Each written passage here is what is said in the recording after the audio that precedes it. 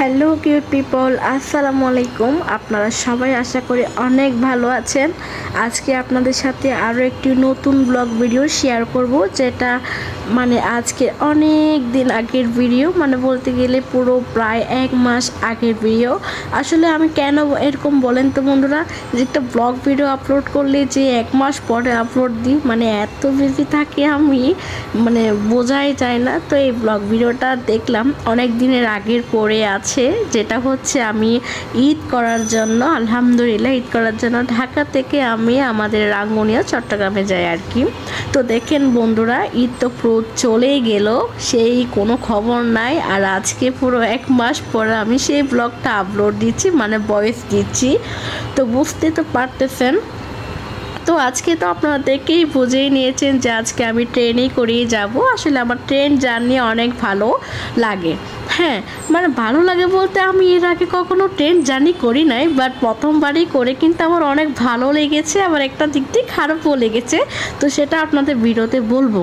হ্যাঁ, তো এখন যেটা বলা হচ্ছে সেটা হচ্ছে আসলে সেই ট্রেন আমি আজকে ফার্স্ট চড়তেছি, ঢাকা থেকে ফার্স্ট আমি ট্রেন জার্নি করে আমাদের চট্টগ্রাম রাঙ্গুনিয়ায় যাব। রাঙ্গুনিয়া চট্টগ্রাম পর্যন্ত যাবে এই ট্রেনটা, শহরে পর্যন্ত।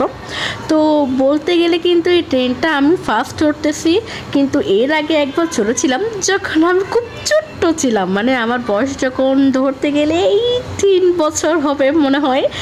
তখন তো আমার কোনো বুদ্ধি হয় নাই, একটু একটু করে আমার ছেলের বয়স হবে তখন, আমার ছেলে থেকে একটু বড় হয়েছে আর কি ধরতে গেলে। তখন আমি একবার সেই ছোট আমার আব্বু আম্মু পুরো ফ্যামিলির সাথে আমি সিলেট গিয়েছিলাম ট্রেনে চড়ে। তো বলতে গেলে সেই 3 বছর বয়সে আমার ফার্স্ট ট্রেনে চড়া। তখন কিন্তু অত ফিলিংস, ট্রেনের মধ্যে ফিলিংসটা কেমন চললে আমি তখন বুঝতাম না। কিন্তু এখন তো অনেক বড় হয়েছি, বিয়ে করেছি, আলহামদুলিল্লাহ ছেলেও একটা হয়েছে। এখন তো ট্রেনের ফিলিংসটা বুঝবো, ট্রেনে চলে জার্নিটা কেমন তাও বুঝবো। তো আলহামদুলিল্লাহ ট্রেনে প্রথমবার চড়েছি, অনেক ভালো লেগেছে। বাট ট্রেনে একটা জিনিস আমার অনেক খারাপ লাগে, কি জানেন? ট্রেনের মধ্যে সেই আমি রাতে জার্নি করেছিলাম, রাতেই উঠেছিলাম, রাত 11টার যে ট্রেনটা আছে সেটা। কিন্তু রাতে সেই সারা রাত লাইটটা জ্বালিয়েই থাকে, সারা রাত ট্রেনের সব লাইটগুলো একদম অন করে জ্বালিয়েই থাকবে, এগুলো বন্ধই হয় না। যে ট্রেনের জানলার পাশে বসে প্রাকৃতিক বাইরের বাতাস নিয়ে যে একটু 2টা চোখ বন্ধ করে একটু রেস্ট নেব, রাতে ঘুমাবো, সেই সুযোগটাও একদম পাই না। এটাই আমার একটু বিরক্তি লাগে। আর এগুলো সব আলহামদুলিল্লাহ ভালো লাগে। ট্রেন জার্নিটা কিছুক্ষণ পরপর চা, কফি, চিপস, এই যে আচার যা যা আছে সব দেয়, কিন্তু ওখানে সব ধরনের সব কিছুই পাওয়া যায়। তো ট্রেন বলতে অনেক ভালো লাগে জার্নিটা। আর আরেকটা জিনিস ভালো লেগেছে সবচেয়ে বেশি, ট্রেনের সেহেরির সময় কিন্তু আমরা সবাই একসাথে সেই সেহেরি করেছি।